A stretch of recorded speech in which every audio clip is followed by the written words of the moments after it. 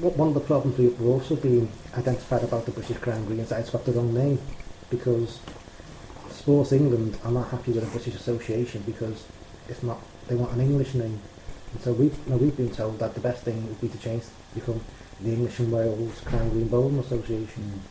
And if it's about the actual Crown Green, for all the faults the British Crown Green has, I'm not gonna say that they don't. They have quite a few. Probably devote a programme to that in itself. Everybody who goes along to the meeting, and there can be 53 that are on a management committee, they've all been voted on, they've all been asked to go.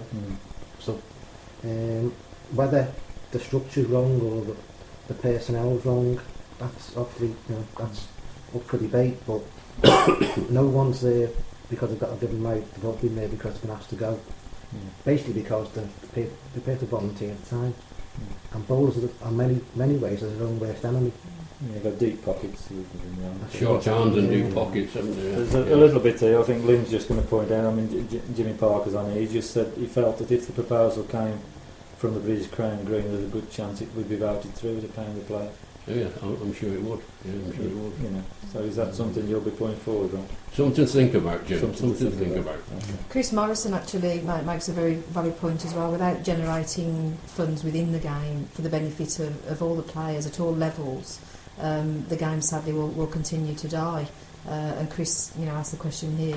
As your role as president, Ron, what are you going to do to stop it? Would you like to respond to that? Close the doors. Difficult question, Chris. That very difficult question. I don't know. You can only be doing your best. That's all. I can't come up with a solution. It all comes back to time. funding, I think, as well, doesn't it? Well, it does really. Yeah, it does. Another listener asking, Ron, do you think you can improve our game holding the position which you're now in? It's a very general question, I know, but...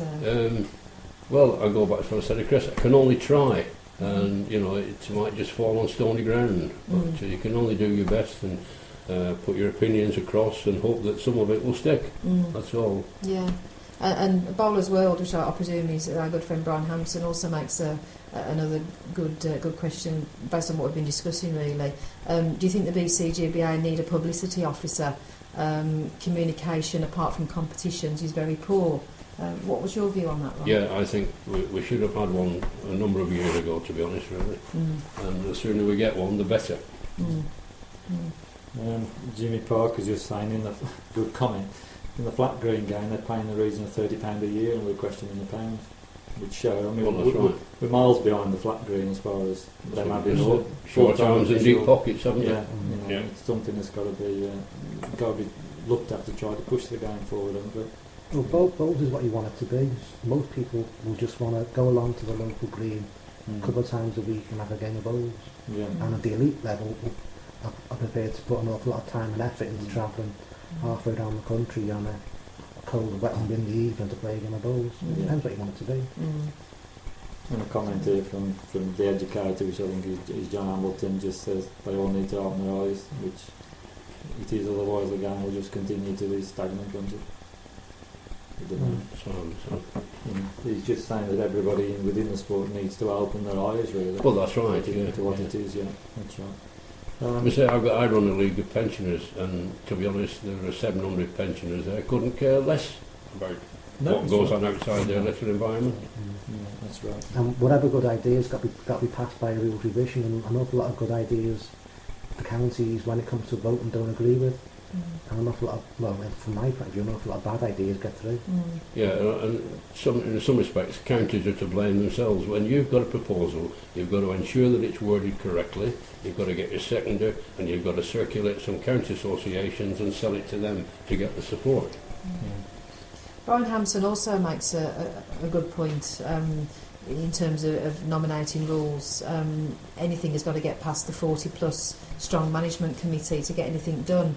I suppose there's a question, perhaps from me really, is the existing management committee far too many to actually get some tangible work done? Is it far too big a committee, Ron? Well, I think there's a lot of work done in subcommittees within the British Crown Green, and recommendations are put to the management committee, and it's been known in the past for management to knock back these recommendations from a subcommittee, which I think is wrong, to be honest, really. But that's what happens. Another question that's come up, and it's something that I'm sure Mel was going to talk to both Ron and Steve as well, but something very dear to my heart. What's the BCGBA intention on doing something to save the Waterloo? That's come from Colin Lane. Well, that's very, very, very difficult, really, because it's, to be honest, a private concern. And I think it would have to go to the whole membership of the Crown Green to get a yay that we could support the Waterloo. It would be very nice to support the Waterloo. It would be very nice to the Crown Green to say, here's £20,000 and make sure it goes on for a number of years. But I don't think that can happen. I don't, unfortunately. It would be marvellous for the British Crown Green if the Waterloo could become the headquarters, isn't it? Well, yeah, I think we went down that road a few years ago, but there's certain stumbling blocks. Yeah, I think there's one things you can do, but you need to sort the funding out first. I don't think you could do it with the present accounts. And I'm fairly certain that you'll get an awful lot of the grassroots saying from the southern counties and Derbyshire, and probably, I'll be honest, some from Merseyside saying, what on earth are we doing supporting that? Yeah. And I personally would love it, but it's like... See, some county associations say it's still our money. It's not their money, it's the British Crown Green's money. Once that money is handed to the British Crown Green, it becomes their money.